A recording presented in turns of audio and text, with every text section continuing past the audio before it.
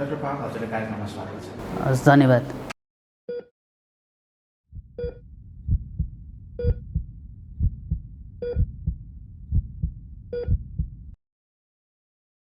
चाडपर्व आइरहेको छ तर कोभिड भागिसकेको छैन, कोभिड हटिसकेको छैन। यस्तो बेलामा चाहिँ सुरक्षित रूपमा कसरी चाडपर्व मनाउन सकिन्छ? जस्तो अब अहिले नेपालमा चाहिँ अब चाडपर्वको सिजनहरू सुरु भइरहेछ होइन। चाडपर्वलाई सुरक्षित मनाउनको लागि सर्वप्रथम त अब व्यक्ति नै सचेत हुनु पर्यो, किनभने अहिलेको अवस्थामा चाहिँ धेरै हाम्रो पब्लिकलाई सबैलाई थाहा भइसक्यो कोभिड के हो, धेरै जस्तोलाई कसरी फैलिन्छ भनेर। यसमा चाहिँ सबभन्दा पहिला त सर्वप्रथम व्यक्तिगत रूपमा चाहिँ आफू सचेत हुनु पर्यो र आफूले चाहिँ कसरी चाहिँ आफू र आफ्नो परिवार साथै आफ्नो समुदायलाई कसरी प्रोटेक्सन गर्ने भने त्यो कुरामा चाहिँ अलिकति सिरियस भएर चाहिँ सोचेर चाहिँ त्यही अनुरूप चाहिँ हामीले काम गर्नु पर्यो। त्यो गर्दा हामीले चाहिँ विभिन्न विधिहरू अपनाउन सक्छौँ होइन। जस्तो हामीलाई थाहा भएको कुरा, सर्वप्रथम त अब जस्तै म एउटा व्यक्ति हो भने मलाई चाहिँ अब कोभिडको या चाहिँ कोभिडसँग मिल्दोजुल्दो लक्षणहरू होइन, जस्तो मलाई ज्वरो आइरहेछ, मेरो घाँटी दुखिरहेछ, घाँटीमा अप्ठ्यारो भइरहेछ, रुगा लागिरहेछ होइन, सास फेर्न अप्ठ्यारो भएको छ, ज्वरो आइरहेछ भने सर्वप्रथम त म आफै सचेत हुनु पर्यो। मैले के गर्नुपर्ने, अरू व्यक्तिबाट आफूलाई अलग्याउनु पर्यो होइन। आफू थाहा भई अरू व्यक्तिसँग घुलमिल गर्नु पर्ने। त्यो सबभन्दा पहिला त व्यक्तिगत रूपमा चाहिँ हामीले सबभन्दा पहिला सुरक्षाको उपाय अपनाउनु पर्यो। आफूलाई चाहिँ अरू व्यक्तिबाट अलग्याउनु पर्यो र त्यसपछि अब अहिले कस्तो छ भने धेरै व्यक्तिमा चाहिँ कस्तो छ भने मलाई ज्वरो आइरहेछ, कोभिड होइन कि भन्ने त्यो दोधार मनमा राख्न भएन होइन। टेस्टहरू उपलब्ध छन्, टेस्ट गर्नु पर्यो र आफूलाई कोभिड भयो कि होइन त्यो ठम्याइ गरेर र त्यही अनुसारको स्टेप्सहरू हामीले चाहिँ अलग्ग बस्ने अनि त्यसपछि गर्नुपर्ने अरू स्टेप्सहरू हामीले गर्नु पर्यो र चाहिँ अरू व्यक्ति जसलाई चाहिँ रोग लागेको छैन उनीहरूले पनि चाहिँ जुन यो पर्सनल प्रोटेक्टिभ मेजर्सहरू हुन्छ, व्यक्तिगत सुरक्षाका मापदण्डहरू, जस्तो अब मास्क लगाउने, भिडभाडमा जाँदाखेरि त अनिवार्य रूपमा मास्क लगाउनु पर्यो, अनि सामाजिक दूरी कायम राख्ने, अनि त्यसपछि अब यो हात धुने कुराहरू, सेनिटाइजर प्रयोग गर्ने, यो कुराहरू चाहिँ एकदमै ध्यान दिन सक्यो भने र चाहिँ अब कहिलेकाहीँ कस्तो हुन्छ भने अब हामीहरूले मान्छेको ग्यादरिङ गर्नुपर्ने हुन्छ, आवश्यक पर्छ होइन। त्यो बेला चाहिँ सामाजिक दूरीको मापदण्ड र चाहिँ यो मास्किङलाई चाहिँ एकदमै ध्यान दियो भने हामीहरूले चाहिँ यो कोभिडका जुन बिरामीको सङ्ख्यालाई चाहिँ नियन्त्रणमा चाहिँ राख्न सक्छौँ। चाडपर्वको विषयलाई मध्यनजर गर्दै कुराकानी गरिरहेको छौँ। तपाईँले अहिले भर्खर भनिहाल्नुभयो चाडपर्वमा फ्यामिली ग्यादरिङ पनि हुन्छ। हजुरले भनेको जस्तै सोसियल डिस्टेन्स मेन्टेन गर्न चाहिँ नेपाली समाजमा कतिको सम्भव देख्नुहुन्छ? होइन, अब यसमा चाहिँ कस्तो छ भने सामाजिक दूरीको कुराहरू, जस्तो कसैलाई अहिलेको यो सिजनमा धेरैलाई कतिलाई रुगाखोकी लागिरहेको हुन्छन्, त्यस्तो मान्छेले चाहिँ अब यसपालिको चाड चाहिँ म चाहिँ मनाउन चाहिँ अरूलाई चाहिँ असुरक्षित पार्दिनँ है भनेर उसले त अलग्गिनु पर्छ। उसले चाहिँ त्यहाँ गएर चाहिँ अब धेरैजना हामीले देखिरहेको हुन्छ। अनि अर्को हाम्रो नेपाली समाजमा के सोचाइ छ भने मेरो फ्यामिलीको मान्छेलाई चाहिँ कोभिड हुन सक्दैन, बाहिरको मान्छेलाई मात्र हुनसक्छ भने एउटा मैले चाहिँ अब आफूले पनि धेरै मान्छेसँग इन्टरेक्सन मैले देखिरहेको मान्छे, मैले चिनिरहेको मान्छेलाई त कोभिड हुन त्यस्तो हुँदैन। रोगले चाहिँ आफ्नो र अर्काको भनेर छुट्याउँदैन होइन। हामीहरूले चाहिँ त्यो भएर चाहिँ आफ्नो व्यक्ति आफन्त मान्छेहरूसँग पनि आफूले चाहिँ आफ्नो प्रोटेक्सन होइन। अब जस्तो कोही मान्छेलाई चाहिँ चाडपर्वको बेलामा चाहिँ अलग्ग हुन्छु जस्तो लाग्छ भने अहिलेको अवस्थामा धेरै साधनहरू उपलब्ध छन्। हामीहरूले त्यो चाडपर्व हामीहरूले चाहिँ विभिन्न सोसल मिडियाहरू युज गरेर होइन त्यो गरेर त्यसमा व्यक्तिले इन पर्सन गरे जस्तो त हुँदैन, तर पनि हामीले त्यस्ता सञ्जालहरूको प्रयोग गरेर चाहिँ उसलाई चाहिँ एक्लोपन महसुस हुन दिन हुँदैन। र चाडपर्वको बेलामा हाम्रो कुरा आउँछ यो खानपिनको कुराहरू हुन्छ होइन। त्यो भएर चाहिँ हामीहरूले मास्किङ त गर्नै पर्यो, त्यसपछि सोसल डिस्टेन्सिङ गर्नै पर्यो र चाहिँ हात धुने काम गर्नुपर्छ। र कति ठाउँमा होइन यो हात धुने सबै ठाउँमा सम्भव हुन सक्दैन, त्यो भएर चाहिँ हामीले सेनिटाइजरको चाहिँ प्रयोग चाहिँ बारम्बार गरिरहनुपर्छ ताकि अरूलाई चाहिँ हामीहरूले नसारौँ। र चाहिँ अर्को कुरा के छ भने हामीलाई चाहिँ यो सिम्टम्सहरू छ भने चाहिँ हामीले चाहिँ यो मान्छेको ग्यादरिङमा जाने रिस्क चाहिँ नलिउँ भन्ने चाहिँ मेरो विचार छ। त्यसमा चाहिँ घरमा कोही सङ्क्रमित छन् भने चाहिँ कसरी मनाउन सकिन्छ त सबैजना सँगै भएर? होइन, घरमा सङ्क्रमित छन् भने त उसले त सङ्क्रमित मान्छेले त अरू मान्छेसँग भेट्न भएन होइन।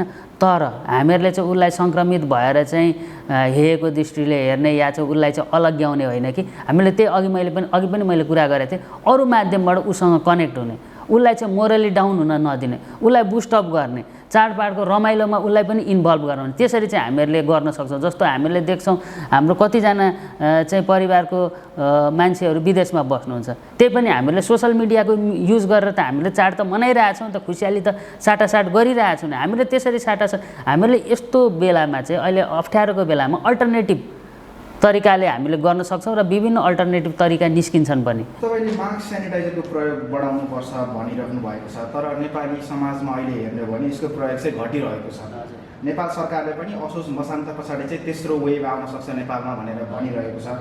तपाईँ चाहिँ कतिको सम्भावना देख्नुहुन्छ र कस्तो प्रकारको तेस्रो वेभ आउन सक्छ होला नेपालमा? होइन, अब तेस्रो वेभ आउँछ भनेर भनिरहेको छ र चाहिँ यो भाइरसको के एउटा प्रकृति पनि के हो भने यसले आफूलाई चाहिँ म्युटेट गरिरहेको हुन्छ।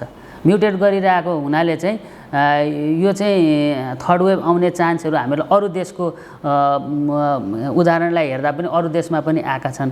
त्यो भएर चाहिँ हाम्रो देशमा पनि सम्भावना छ भनेर चाहिँ अब मास्कको प्रयोग गर्ने भन्ने, अब यसमा कस्तो हुन्छ भने चाहिँ कुनै पनि सङ्क्रामक रोगहरूको चाहिँ यसको एउटा हामीहरूले कसरी यसलाई कन्ट्रोल गर्ने यसको एउटा प्रोटोकल छ।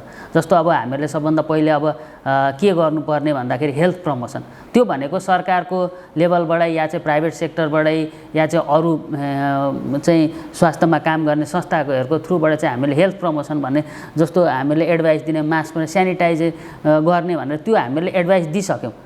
अब पर्सनल लेभलमा अब यसमा के कुरा आउँछ भने मेरो व्यक्तिगत स्वतन्त्रताको पनि कुरा आउँछ, तर मैले आफ्नो व्यक्तिगत स्वतन्त्रता गर्दा गर्दै मैले अरूको स्वास्थ्यमा हानि पुर्याउने मेरो अधिकार छैन होइन। त्यही भएर चाहिँ त्यसपछि दोस्रो लेभलमा हाम्रो आउँछ स्पेसिफिक प्रोटोकलका प्रोटेक्सनका मापदण्डहरू, त्यो भनेको व्यक्तिले आफूले गर्ने हो।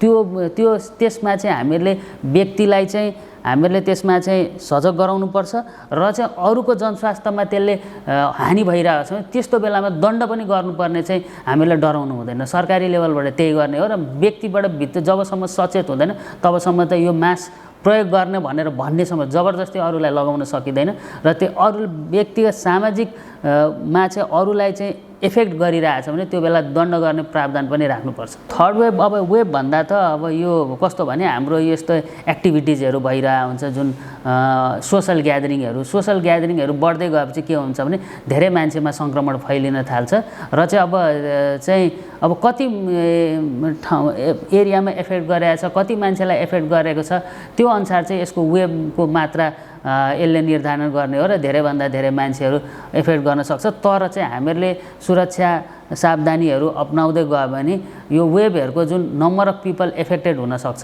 त्यो चाहिँ कम पनि हुनसक्छ। त्यो हाम्रो आफ्नो हातमा छ, हामीले कति आफूलाई संयमित राख्न सक्छौँ यो कुरामा चाहिँ। र भ्याक्सिनेसन, सरकारले भ्याक्सिनेसनको कुन लेभलसम्म पुर्याउन सक्छ होइन, त्यो भयो भने थर्ड वेभ आयो भने पनि भ्याक्सिनेसन भएको छ भने मान्छेहरूलाई चाहिँ यसले चाहिँ मृत्युवरण गराउने या चाहिँ सिरियस डिजिज हुन नदिने चाहिँ यसले अवश्य मद्दत गर्दछ। तपाईँले हेल्थ प्रोटोकलको बारेमा कुरा गर्नुभयो, भ्याक्सिनेसनको बारेमा कुरा गर्नुभयो, तर कति मान्छेहरूले चाहिँ के भन्छ भने भ्याक्सिनेसन भएर पनि मलाई कोभिड भयो नि त, यो भ्याक्सिनले खासै काम नगर्ने रहेछ पनि भनिरहेछ नि, यसको विषयमा थोरै होइन। अब यो यस्तो कस्तो भने मेरो त्यो चाहिँ कस्तो भने जस्तो मैले भ्याक्सिन लगाएँ मलाई चाहिँ कोभिड भयो, त्यो मेरो व्यक्तिगत अनुभव हो होइन। तर चाहिँ के भइरहेछ त समाजमा भनेपछि त्यसको लागि त ठुलो किसिमको रिसर्च हुनुपर्छ। त्यो रिसर्चहरूले चाहिँ के देखाएको छ भने भ्याक्सिन लगाएको मान्छे चाहिँ भ्याक्सिन नलागेको मान्छेभन्दा धेरै सुरक्षित हुन्छ र चाहिँ भ्याक्सिन लगाएको मान्छेलाई सिरियस डिजिज हुने, मर्न सक्ने अवस्था चाहिँ कम आउँछ। त्यो भएर चाहिँ आफूलाई सुरक्षित राख्ने, आफ्नो परिवारलाई सुरक्षित राख्न त भ्याक्सिनेसनको अर्को विकल्प छैन। छिमेकी मुलुक भारतमा त भ्याक्सिनेसन गर्नका लागि स्वास्थ्यकर्मी पुग्दाखेरि मान्छेहरू भागेको उदाहरण पनि देख्यौँ। नेपालमा पनि कतिजनाले पाउनु भएको छ, कतिजनाले लगाएर पनि भ्याक्सिनेट भएर पनि कोभिड भएको छ। यसले गर्दा चाहिँ मान्छेको दिमागमा चाहिँ भ्याक्सिनले खासै काम नगर्ने हो कि भन्ने भइरहेको छ। के भ्याक्सिनले साँच्चीकै काम गर्दैन त? होइन, त्यही अघि मैले तपाईँलाई भनिसकेँ, जस्तो भ्याक्सिनेसनले अवश्य काम गर्छ। यो विभिन्न अध्ययनहरूले पनि भ्याक्सिनले काम गरेकै नै देखाएको छ। यसमा एफिकेसीको उसमा चाहिँ अब भ्याक्सिन अनुसार कुनै भ्याक्सिनको अलिक बढी होला, कुनै भ्याक्सिनको कम होला, तर अहिलेसम्म जति भ्याक्सिनहरू प्रयोगमा आएका छन् सबै भ्याक्सिनले काम गरेका छन्। र चाहिँ एउटा कुरा यसमा के बुझ्न जरुरी छ भने कुनै पनि भ्याक्सिन विकास हुनको लागि यसको लागि समय चाहिन्छ। तर अहिले कोभिडको अवस्थामा यस्तो असामान्य अवस्था आयो र साइन्सले यति प्रोग्रेस गरी यति छिटो भ्याक्सिन बनेर यति मान्छेलाई, धेरै मान्छे, यो अहिलेसम्म संसारको इतिहासमा भएको छैन। यो चाहिँ त्यो भएर चाहिँ भ्याक्सिनलाई चाहिँ हामीले विश्वास गर्नुपर्छ होइन। भ्याक्सिन लगाउँदै पनि कसैलाई कोभिडको सिम्पटम आयो भने त्यसले चाहिँ हुने मृत्यु चाहिँ धेरै कम गर्छ र यसको सिरियस इफेक्ट पनि धेरै कम गर्छ। यो कुरा अध्ययनहरूले पुष्टि गरेको छ र यो अध्ययनहरूको जुन रिजल्ट आएको छ त्यो रिजल्टलाई चाहिँ हामीले विश्वास गरेर अगाडि बढेर चाहिँ भ्याक्सिनेसनलाई चाहिँ म्यासिभ लेभलमा चाहिँ ग्रासरुट लेभलसम्म पुर्याउन सक्नुपर्दछ। नेपालमा अहिले कोभिसिल्ड, भेरोसेल अनि त्यस पछाडि जोन्सन एन्ड जोन्सन र एस्ट्राजेनेकाको गरेर 3-4वटा भ्याक्सिनहरू प्रयोग भइरहेको छ। तर कुनै जोन्सन एन्ड जोन्सन चाहिँ एउटा भ्याक्सिन लगाउँदाखेरिमा हुने भनिएको छ, कोभिसिल्ड 2टा लगाउनुपर्छ, भेरोसेल 2टा लगाउनुपर्छ भन्ने छ।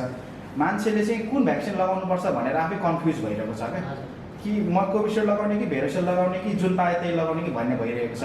यसलाई पनि थोरै प्रश्न पारिदिनुहोस्। यसमा अब यस्तो छ, अब जस्तो यो भ्याक्सिनेसनको एफिकेसीको कुरा आउँछ, कुनै भ्याक्सिन धेरै राम्रो छ, कुनै भ्याक्सिनको अब एफिकेसी अलिक कम छ, तर त्यसले काम गरेको छैन भन्ने छैन।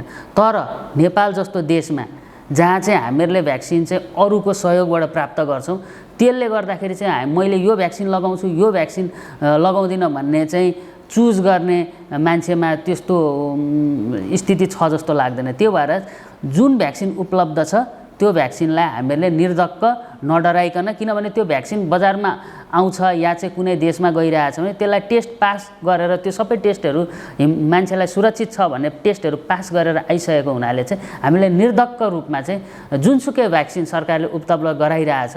अहिले त हामीले चाहिँ के कुरामा चाहिँ खुसी हुनुपर्छ भने हामीहरूले चाहिँ यो भ्याक्सिनहरू चाहिँ हामीले निःशुल्क रूपमा प्राप्त गरिरहेछ। निःशुल्क रूपमा प्राप्त गरिरहेको हुनाले चाहिँ हामीले चाहिँ नडराइकन, मनमा कुनै शङ्का नलिकन हामीले भ्याक्सिनको प्रयोग गर्नुपर्छ र आफू पनि सुरक्षित हुनुपर्छ र आफ्नो परिवारलाई पनि सुरक्षित राख्नुपर्छ। फागुन चैतमा कसैले पहिलो डोजको भेरोसेल लगाउनुभयो, कोभिसिल्ड लगाउनुभयो, उहाँहरूले चाहिँ 4-5 महिना बितिसक्दा अहिलेसम्म पनि कोभिसिल्ड अर्को सेकेन्ड डोज लगाउन पाउनु भएको छैन।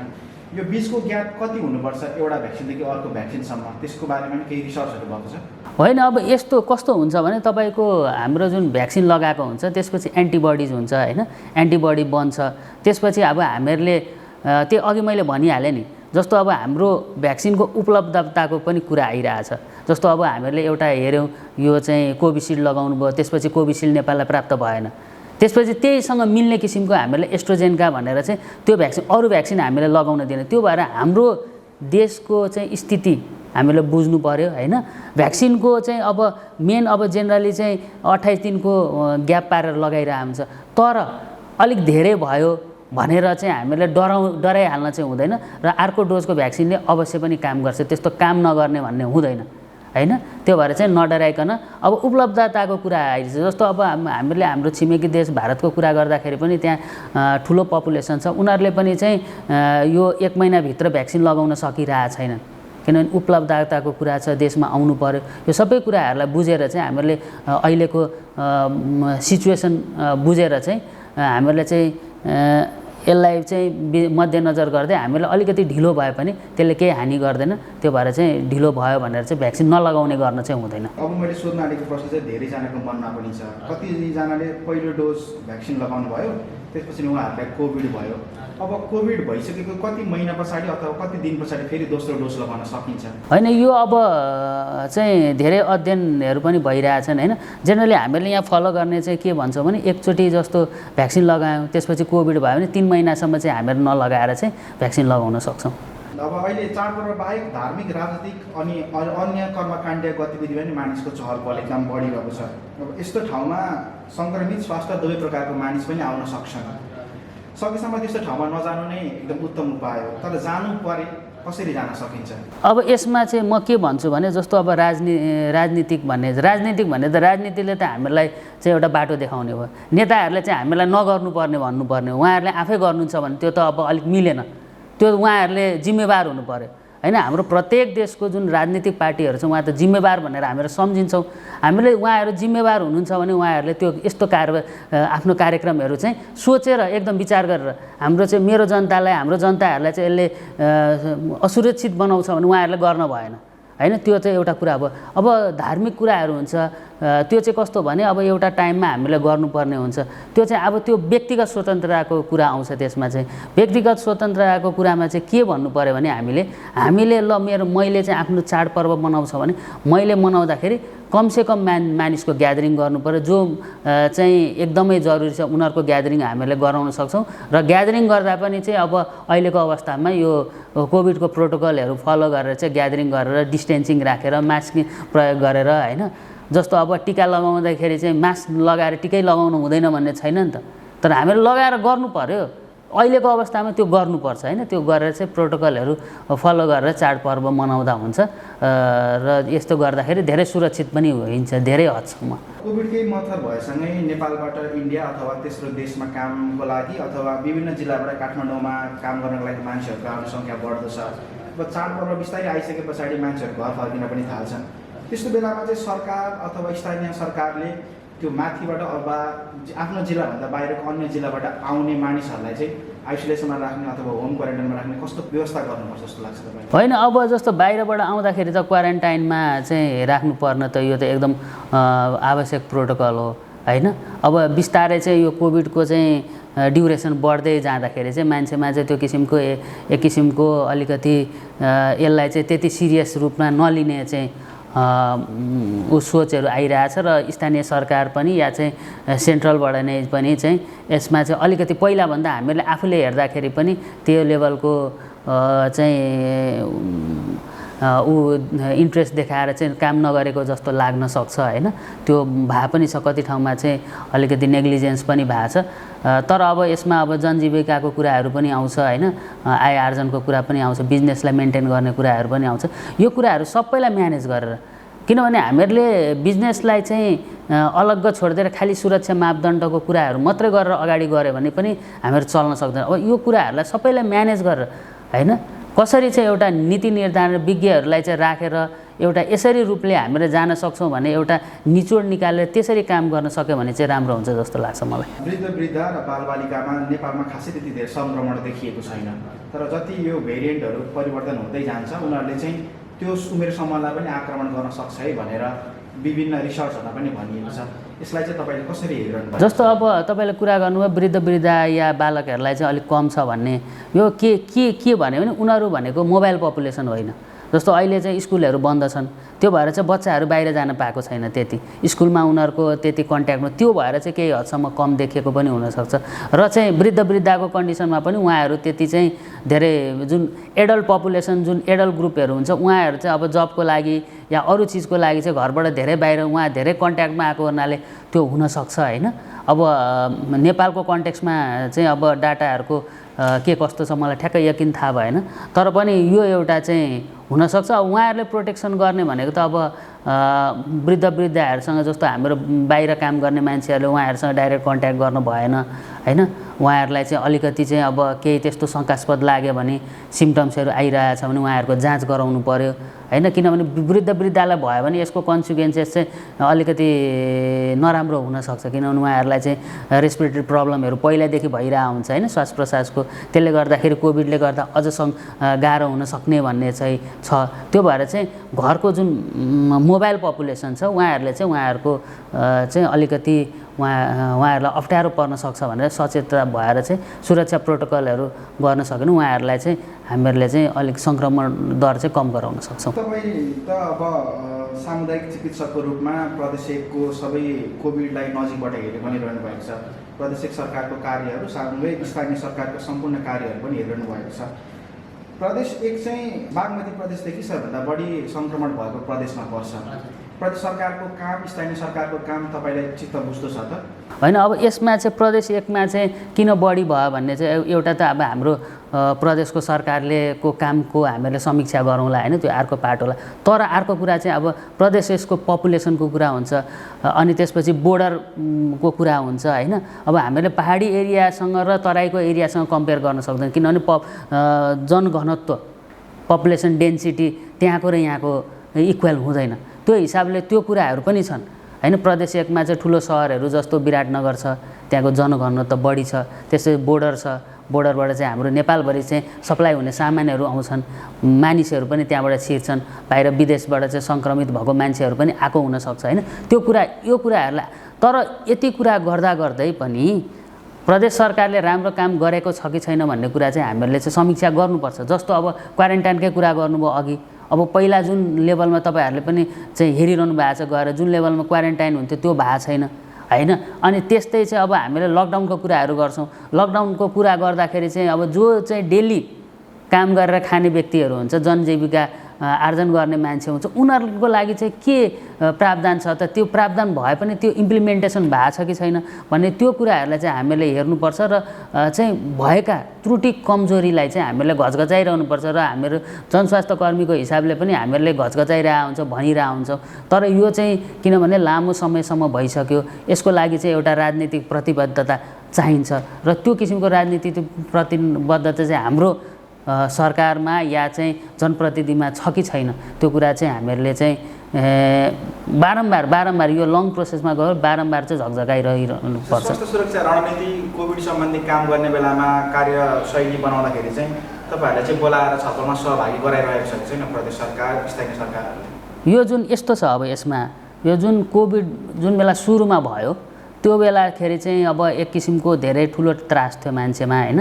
त्यो भएर सरकारलाई पनि चाहिँ अब कसरी हामीले काम गर्ने भन्ने चाहिँ मार्ग दिशा नै थिएन त्यो बेला होइन। अब बाहिर चाइनामा भयो, त्यसपछि नेपालमा पनि एक्कासी अब सबै मान्छे भटाभट मर्ने हुन् कि के हुन् भन्ने त्यो किसिमको एक किसिमको त्रास थियो। त्यो बेला सुरुको बेलामा चाहिँ अब उहाँहरूले चाहिँ अब यो उयोहरूमा चाहिँ विचार विमर्श गर्न छलफल गर्न बोलाउनुहुन्थ्यो। तर अब बिस्तारै अब धेरै भइसक्यो होइन, वर्ष कटिसक्यो होइन। त्यो भएर चाहिँ अहिले चाहिँ अलिकति त्यो पहिलाको जस्तो सक्रियतामा चाहिँ अलिकति कमी चाहिँ मैले देखिरहेको छु। हुन्छ, समय र संवादको लागि धेरै धेरै धन्यवाद।